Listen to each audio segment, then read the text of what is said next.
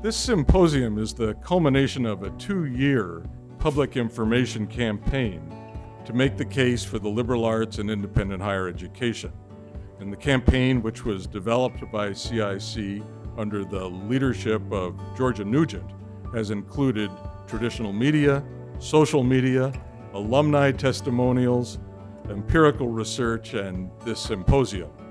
This gathering is intended as a very tangible answer to the question we often hear today: what can you do with a liberal arts education?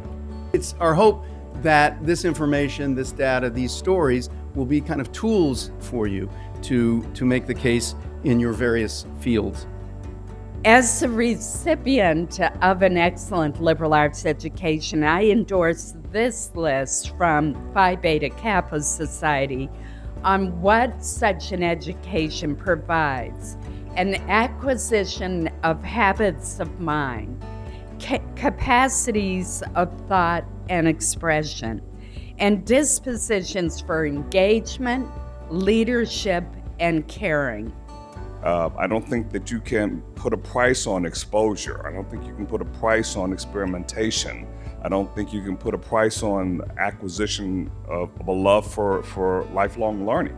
It's investing in building community among people. And a liberal arts education, liberal arts college itself, is an intimate setting in which people from diverse backgrounds can come together and build relationships with them. You don't need to do that or you can't, or it's difficult to do that in a large research university because you don't have those intimate settings for individuals. Where is the bottleneck? Where is the problem in communicating not just this data, but the reaffirmation that a liberal arts education can not just get you a job, but make you a better person? We often talk about what we're discussing today as the liberal arts, but we all know what we're really talking about is the liberal arts and sciences and the social sciences. Too often, our types of institutions are viewed as being orthogonal to producing leaders in the STEM field and orthogonal to what we would call the hard sciences. And of course, that's not the case. So it's exciting that multidisciplinary education needs to start at the undergraduate level, and then you can really focus deeply in graduate school. You know, one of the fascinating aspects of our industry is that our customer is also our product. When you're 1 in 12 or 1 in 20 or 1 in 6, or in my case even one-on-one with a professor at a college campus, you get insights and nurturing and motivation and encouragement unlike anything you've ever had before. When people ask me now, what can you do with a liberal arts degree, I often say be your own boss, because what you learn is how to inquire into some particular situation and figure out how you're going to operate there when there's no one in the world who can tell you what to do. We all understand that a life of responsibility and leadership grows right out of the very core capacities that we aim for in liberal education. And that's what liberal arts does, is it encourages very calculated risk-taking with skill sets that don't give you fish, but they teach you how to fish. Liberal arts colleges are uniquely positioned to get students to start to think about the values, the ethics, and what constituents corporations serve. And I don't think that's inconsistent at all with studying government, or studying economics, or studying the environment. When both of you were in college, did you feel like you had to choose between liberal arts coursework and developing more technical skills?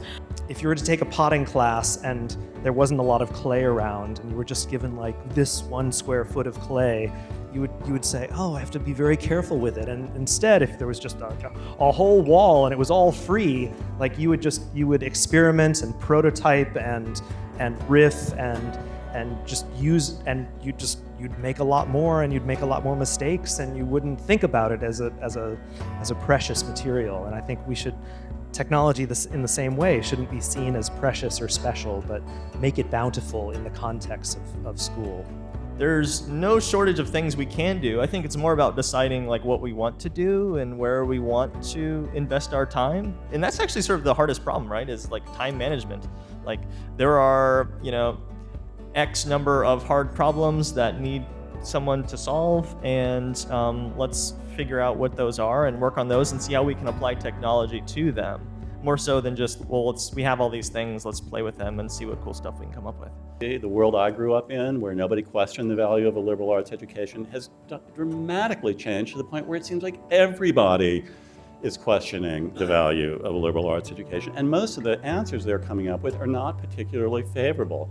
Sitting from my vantage point in the media, the stories I hear, the anecdotal information I hear, the misunderstandings, we all of us who believe deeply in this kind of education have a vast task in front of us.